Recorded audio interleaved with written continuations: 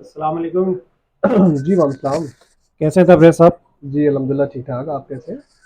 अच्छा तबरेज़ साहब, मैं ये देख रहा था कि आज आपके पास जो पेशेंट आ रहे थे ज़्यादातर उसमें कमर की तकलीफ़ ज़्यादा थी, मोरों की तकलीफ़ ज़्यादा थी। जी एक जी तो जी। थोड़ा-सा मुझे आप बताएँ कि ये होती किस वजह से, क्या-क्या एहतियातें इसमें करनी चाहिए और फिर इसका ट्रीटमेंट किस तरह का होता है? जी बिल्कुल आप सही कह रहे हैं। हमारे पास काफ़ी लोगों की तादाद होती है, जो लोग हम तक रसाई हासिल कर लेते हैं और जो लोग नहीं करते।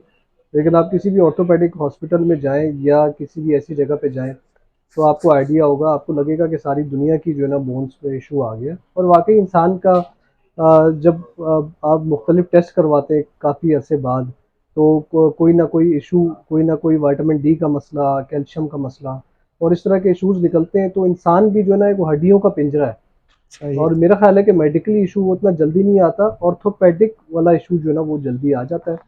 तो तादाद ज़्यादा जो है वो आपके सवाल को हम आगे कंटिन्यू करते हैं। तादाद ज़्यादा जो है वो लोगों में लेडीज़ की है। 2 वजह हैं जिसकी वजह से, एक तो वैसे ही जो है ना लेडीज़ में कैल्शियम कम होता है, दूध पीने पे तवज्जो नहीं देती। प्रेगनेंसी में मैरिड वुमेन्स होती हैं, उनके वैसे ही कैल्शियम कम हो जाता है, बच्चों में उनका टाइम वक़्त गुज़र जाता है, अपना तवज्जो नहीं देती, ख़्याल नहीं रखती। लेकिन एक चीज़ मैं कहना चाहूँगा कि जो बड़ा अलमिया है, जो लेडीज़ जो है ना वो उनकी गफ़लत से होता है, वो होता है वज़न बढ़ाना।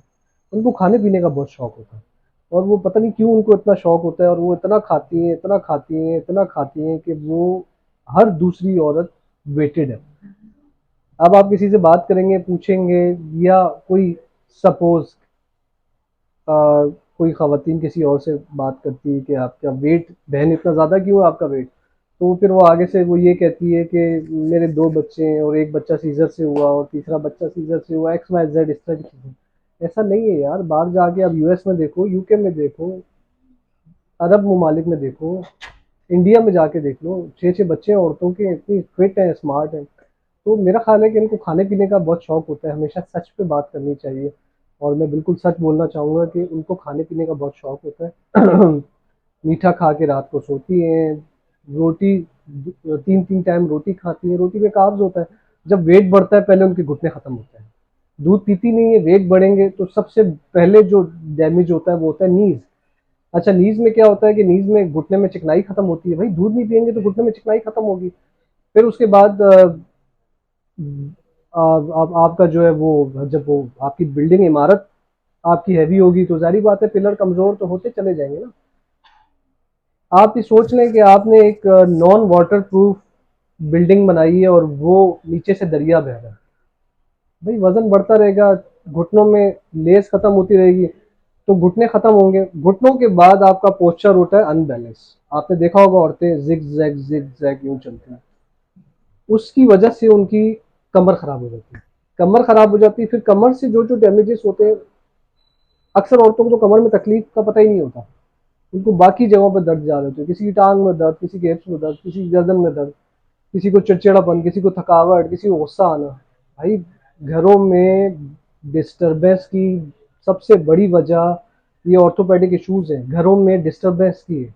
औरत की कमर में दर्द होता है, सुबह सो के उठती है, शौहर से लड़ रही होती है, झगड़ा कर रही होती है।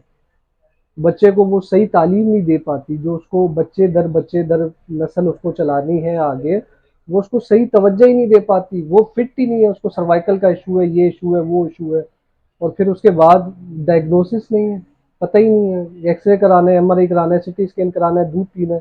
भाई खाओ कम, जो बेसिक जो है वो जड़ है मसलों की, प्रोटीन इनटेक लो थोड़ा सा, रोटी कम खाओ, उबले हुए चावल खाओ, अच्छा खाओ, मुँह देखें, सेहत चाहिए तो मुँह के जायके को मानना पड़ेगा। हम भी अच्छा खाते हैं, सब कुछ है, दिल करता है खाने का। भाई 10 दिन में 1 दफ़ा खाते हैं।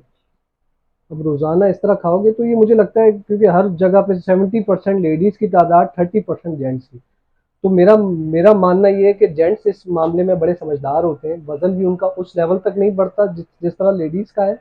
और फिर उसके बाद अगर जिनके बढ़े हुए हैं उनको तकलीफ़ें नहीं हैं, कहीं पे भी जाएँ मर्द हज़रात कम हैं, क्या वजह है? मर्द को अल्लाह ने लोहे का थोड़ी बनाया है, सब सेम है भाई। बाहर तो औरतें ज़्यादा फिट हैं, लेकिन मेरा ख़्याल है कि वो जो है वो मर्द हज़रात दूध पीते हैं।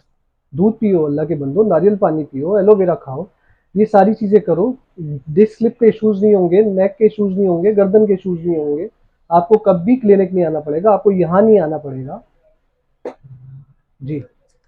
अच्छा, कमर के दर्द का आपने काफ़ी ब्रीफली एक्सप्लेन किया, और कुछ मैंने पेशेंट देखे ज़्यादातर सर्वाइकल पेन के आ रहे थे। अच्छा, जो सर्वाइकल पेन होता है वो मैंने देखा लेडीज़ और मर्द की तादाद बराबर होती है, तो इसकी क्या रीज़न है और उसमें क्या-क्या एहतियातें करनी चाहिए? देखिए, सर्वाइकल पेन जो मैंने देखा है अभी और मैं सुनता आ रहा हूँ, जो मेरे पास लोग आ रहे हैं, जो नहीं आ रहे, वो ज़्यादा जो तादाद है वो यंग लड़के और यंग लड़कियां। उसकी जो सबसे बड़ी वजह है, जो हमारे एजेड अफराद हैं वो कुरान शरीफ पढ़ते हैं माशाल्लाह, तो वो उनके मुझे लगता है कि पोस्चर थोड़े से जो है ना वो उसमें अनबैलेंस होते हैं। आप जो है आप नेक को कोशिश करें कि ज़्यादा ना झुके, और इसके अलावा जो यंग लड़के लड़कियां वो मोबाइल का इस्तेमाल बहुत ज़्यादा करते हैं।